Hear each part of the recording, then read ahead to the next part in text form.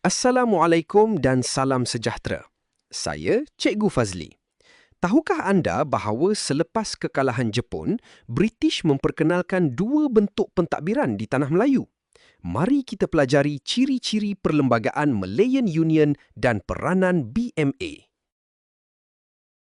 Mari kita fokus kepada perbandingan ciri-ciri Perlembagaan Malayan Union dengan faktor pelaksanaan BMA atau British Military Administration. Malayan Union bertujuan membentuk pentadbiran baharu yang berpusat di bawah British. BMA pula dilaksanakan untuk memulihkan Tanah Melayu selepas kekalahan Jepun. Malayan Union diketuai oleh seorang Gubernur British. Gubernur ini dilantik oleh Ratu England. Pentadbiran Malayan Union turut mempunyai majlis eksekutif dan majlis perundangan yang berada di bawah pentadbiran British.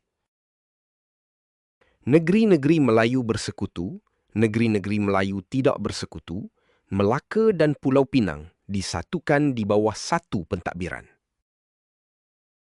Dalam Malayan Union, Sultan menjadi ahli majlis raja-raja.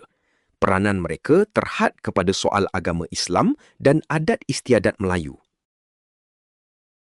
Kewarganegaraan Malayan Union berasaskan prinsip jus soli. Individu yang lahir di Tanah Melayu atau Singapura boleh diiktiraf sebagai warga negara. Individu berumur 18 tahun ke atas perlu bermastautin selama 10 hingga 15 tahun. Mereka yang berumur kurang daripada 18 tahun mendapat kewarganegaraan jika ibu bapanya warganegara Malaysian Union. BMA atau lebih dikenali sebagai British Military Administration berusaha mengembalikan kestabilan dan keamanan. BMA membubarkan MPAJA dan mengarahkan semua senjata dikembalikan. Namun begitu, BMA gagal mengumpulkan semula semua senjata. Jenayah, keganasan, kegiatan kongsi gelap dan ketegangan kaum masih berlaku. Semasa pendudukan Jepun, rakyat mengalami kesukaran mendapatkan makanan dan ubat-ubatan. Wabak penyakit, beri-beri dan kebuluran berlaku di banyak tempat. Kegiatan pasar gelap, rasuah dan perbuatan menyorok barang juga tidak terkawal. Masalah ini menambahkan penderitaan rakyat.